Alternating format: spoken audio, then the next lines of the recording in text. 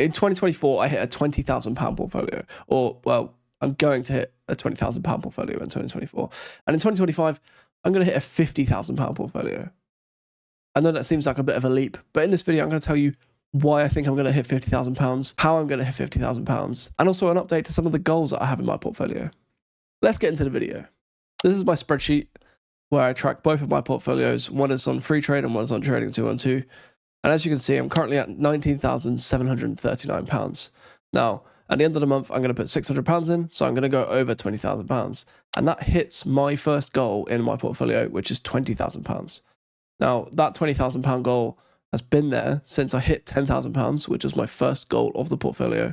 And that was all the way back in October 2023, as you can see here. So now that I've hit a £20,000 portfolio, I'm going to update that to £50,000. But if I'm only at £20,000, how am I ever going to hit £50,000 in 1 year? And that's why I've made this video. The annual ISA limit is £20,000. So even if I max out my ISA at £20,000, that only puts me at £40,000. So let's just take a look at a bit of maths to show you how I hope to hit £20,000. And also, even if I can max it out, is it even possible to get to £50,000? So this is the current maths of my portfolio.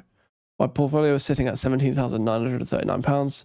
I invest £600 a month. I set an estimate of 4.5% price appreciation every year, and I get about 3.37% in dividends every single month. It's a good estimate of what the dividends I'll receive across a whole year, split monthly. So if I'm investing £600 a month currently, I'm receiving 4.5% yearly appreciation split monthly, and I'm also receiving 3.37% in yearly dividends split monthly as well. Then at the end of 2025, which will be January 2026, I'll have £31,216. Now that isn't £50,000. So how am I actually going to hit £50,000? Like I said, I want to max out my ISA in 2025. So taking into account from April to March, I need to change from £600 a month up to about £1,500 a month. So currently, April to March I'm only investing £7,200, but I need to up that to £1,500. My current goal is to put it up to £800 a month. So if I just put that in now, that puts me at £9,600. So I'm £10,400 short. I need to put in another £10,000. I don't expect to lump sum that in, but I'm just going to put that into my June amount. I'm going to put another £10,000 in there, and that will put me at, for the 25-26 tax year, I'm going to be at £19,600. There's also the option of another £5,000 that can go into a British ISA, which was announced earlier this year, but I don't really know how that would work or how it's going to work in the future, so I'm just going to ignore that for now. So currently, I'm going to expect to invest £20,000. Let's add another £400 to this. 11,200.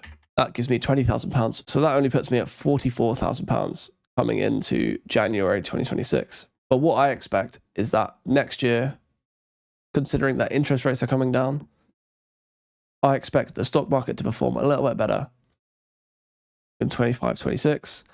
And also even from today's date going into the election, the US election specifically, I do think that the US stock market is going to have a little bit of a boost over the next few months. And even next year, I do think that the whole stock market, the global stock market, is actually going to perform very, very well. If I up this to 10% return, that's pretty normal, pretty average. Puts me at £46,000 for January.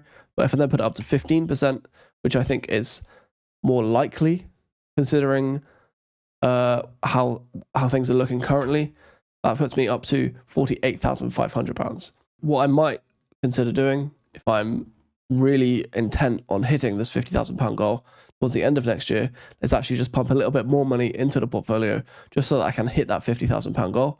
But in reality, it's a goal of mine, and I do think I can hit it if I stick to the plan and I'm able to invest that extra £10,000 into the portfolio.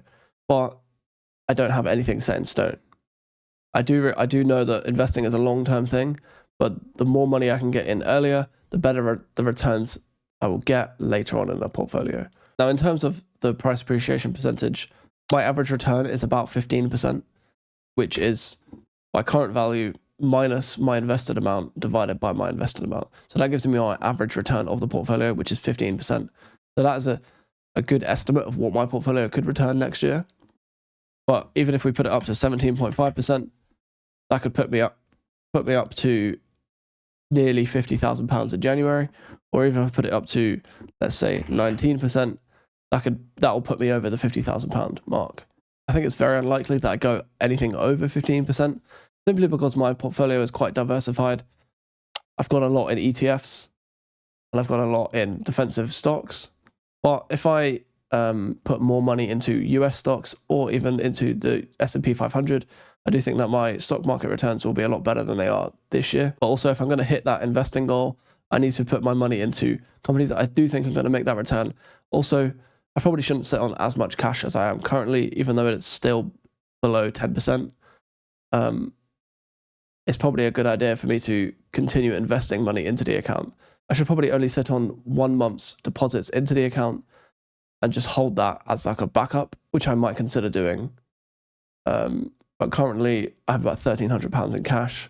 I'll probably invest around about £500 more throughout this month, although we are about in the middle of the month and we're seeing a bit of a spike at the moment. But we will see.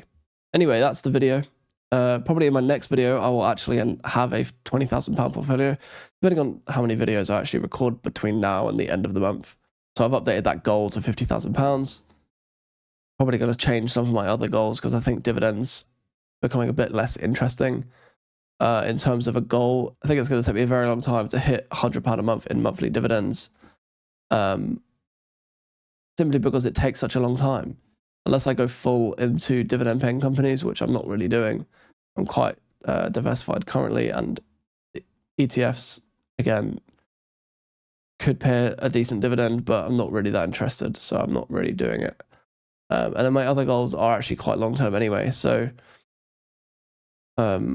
maybe I'll change some of them to make some of them more short term, like a monthly goal, or like a quarterly goal, or a 6 monthly goal. Any ideas? That'd be great. But that's the end of the video. Thank you for watching this far into the video. If you like the video, give it a thumbs up. Any suggestions on improvements to the video content or ideas for content going forward, then please leave me a comment below and I'll give you a reply. Thank you.